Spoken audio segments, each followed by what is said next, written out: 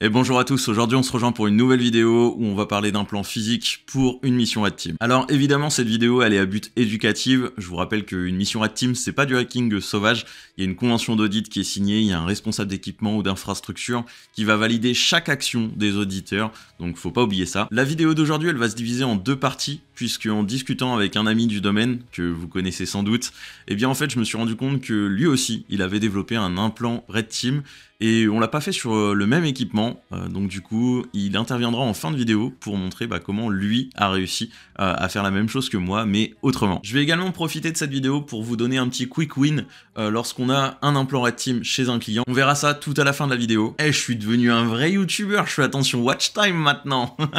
Avant de commencer, on va très brièvement rappeler ce que c'est une opération Red Team. C'est tout simplement une simulation d'attaque, donc on va prendre la peau d'un attaquant. Et ça va bien au-delà d'un audit informatique. On va vraiment inclure de l'ingénierie sociale, du phishing, de l'intrusion physique. On va chercher à challenger les équipes, à challenger justement la réaction des équipes qui font la surveillance du système d'information. Et donc pour cela, lorsque c'est validé par le responsable du SI, on a le droit de faire de l'intrusion physique et de la mise en place d'un plan physique, c'est-à-dire qu'on va venir brancher un équipement informatique sur le réseau du client. Et en fait cet équipement il aura deux principaux buts. Le premier c'est de nous fournir un accès sur son réseau interne, et le second c'est de ne pas être détecté par justement les équipes système et réseau du client. Pour bien que vous compreniez, je vais vous mettre à l'écran un petit schéma. Ce qu'on va faire en général c'est se placer derrière une imprimante avec un câble réseau, tout simplement puisque dans les grandes entreprises, dans les sociétés où le niveau d'hygiène informatique est assez élevé, il y a ce qu'on appelle du MAC address filtering. On va accorder un accès réseau uniquement à certains périphériques en fonction de leur adresse MAC, et généralement il y a des exclusions qui sont mises en place pour tout ce qui est périphérique d'impression, et donc pour limiter au maximum justement le fait qu'on ne soit pas relié au réseau, on va se placer à des endroits stratégiques comme derrière des imprimantes. Le but de l'implant physique, ça va être de venir s'intercaler entre le réseau interne et l'imprimante. On va autoriser les flux dans les deux sens pour que les utilisateurs puissent continuer d'imprimer sur le périphérique. De cette manière-là, on ne sera pas forcément détecté. Et nous, de cette façon-là, on pourra communiquer avec le réseau interne du client et émettre des flux sortants. Côté matériel, ce que j'ai utilisé moi c'est un Nanopi R2S, le lien est en description de cette vidéo, tout simplement parce qu'il y a deux ports Ethernet. Donc on va pouvoir se brancher d'un côté sur l'imprimante, de l'autre sur le réseau interne, et faire un petit peu le passe-plat entre les deux réseaux. Il est alimenté électriquement en USB-C, et surtout on a un petit port USB sur le côté. Ça c'est super important, puisque si on veut faire des attaques Wi-Fi, on peut venir brancher une petite clé Wi-Fi, ou alors, si on ne veut pas communiquer sur le réseau de notre client pour être le plus discret possible, eh bien on peut venir ajouter tout simplement une petite clé 4G qui va permettre à notre équipement de communiquer avec notre serveur de contrôle. Ensuite, techniquement, comment ça se passe? Eh bien j'ai tout simplement fait du NIC teaming, c'est-à-dire que les deux interfaces physiques sont en quelque sorte désactivées, et j'ai créé une interface virtuelle qui relie justement ces deux interfaces. Et donc lorsque je vais le connecter sur le réseau, donc de chaque côté, eh bien en fait on aura une seule interface virtuelle qui va apparaître sur le réseau. De cette façon-là, eh bien ensuite je peux autoriser le trafic bidirectionnel, je peux laisser communiquer les utilisateurs avec l'imprimante comme je l'ai dit, et ensuite eh bien mon interface virtuelle va me permettre d'avoir accès à internet, et donc j'ai un service qui va tourner en tâche de fond et qui va se connecter à un serveur VPN distant. Ce serveur VPN, je pourrais également m'y connecter avec mon poste d'auditeur, donc complètement en dehors du site du client, et je pourrais, via ce serveur VPN, eh bien, envoyer des requêtes à mon implant au travers du tunnel qu'il a établi pour lui envoyer des commandes à exécuter sur le réseau du client. Petite démonstration, donc en fait je vais simplement vérifier que le Nanopi est bien connecté sur le serveur OpenVPN.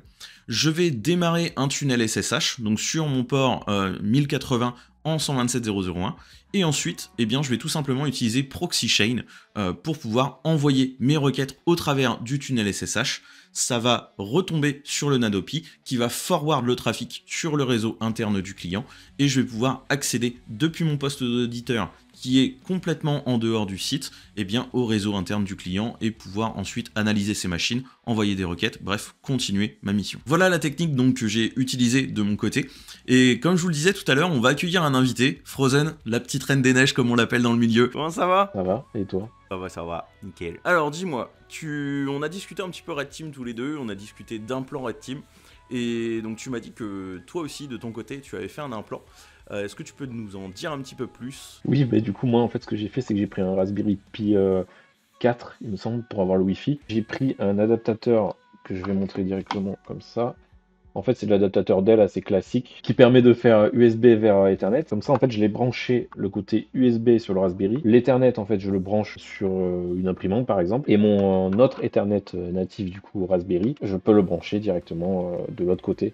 Comme ça, en fait, je fais une passerelle. J'ai fait un bridge entre les deux. Et en fait, ça permet de ne pas couper le réseau. Donc, c'est complètement transparent. Et j'ai un accès à distance. L'avantage, en fait, c'est que j'ai configuré le Wi-Fi vers mon téléphone, par exemple. Comme ça, pour l'exemple, c'est que sur le Red Team qu'on avait fait la dernière fois, en fait, j'ai eu un problème au moment que j'ai posé l'implant, j'ai pas eu le callback parce qu'en fait, il y avait des règles en fait sur l'infra, donc je pouvais pas y accéder. Donc l'avantage, c'est que comme j'étais pas très loin, j'avais mon Wi-Fi, j'ai pu modifier un SSH directement mon implant pour permettre justement d'accéder au réseau et après j'étais tranquille, je pouvais partir où je voulais. C'est vraiment la solution de repli si on n'a pas de clé 4G. Le Wi-Fi automatique vers le téléphone ou l'ordinateur peut être une bonne solution. C'est super intéressant Ouais. parce que du coup en fait, moi le nick teaming que j'ai fait au niveau des interfaces réseau, toi tu l'as fait entre l'interface réseau du Raspberry et le port USB, donc avec un adaptateur, et derrière tu as configuré donc le Wi-Fi pour que automatiquement il se connecte sur le point d'accès Wi-Fi de ton téléphone.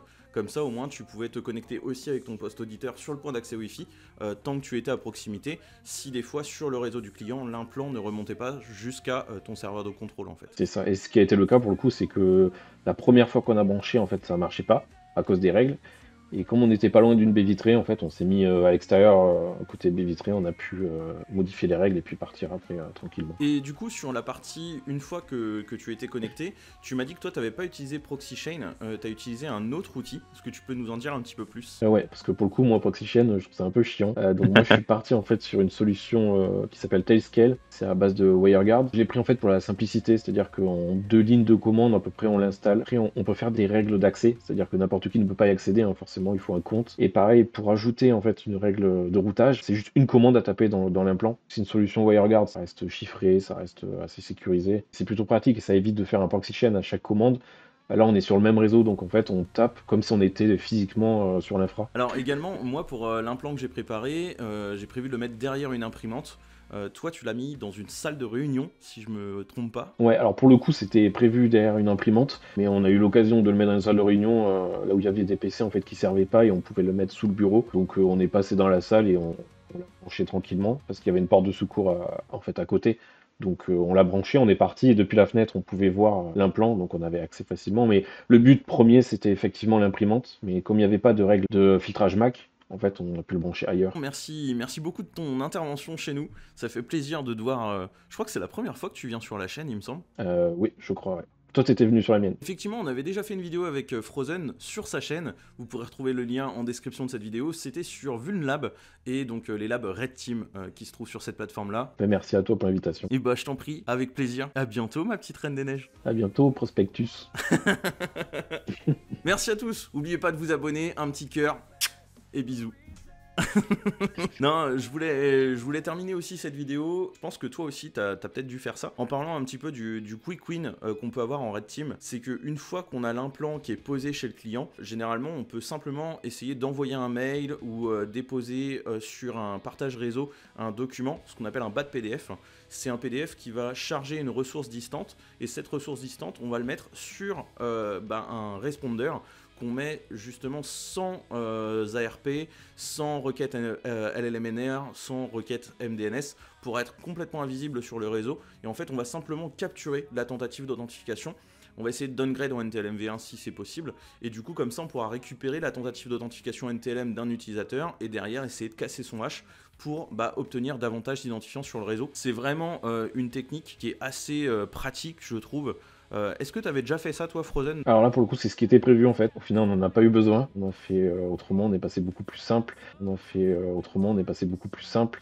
Mais après, du coup, le test, on s'est aperçu que ça aurait marché et qu'on aurait pu casser le hash effectivement sans trop de difficultés. Donc ça aurait marché, ouais. Merci à tous d'avoir suivi cette vidéo, allez faire un petit tour sur la chaîne de Frozen, je leur remercie beaucoup d'être venus, et moi je vous dis à très vite pour de nouvelles vidéos, et d'ici là, portez-vous bien. J'en profite également pour un petit instant auto-promo, via ma micro-entreprise, je propose des prestations de vidéos de cybersécurité privée pour les entreprises, ainsi que des conférences et formations internes sur l'ensemble des sujets de la cyber.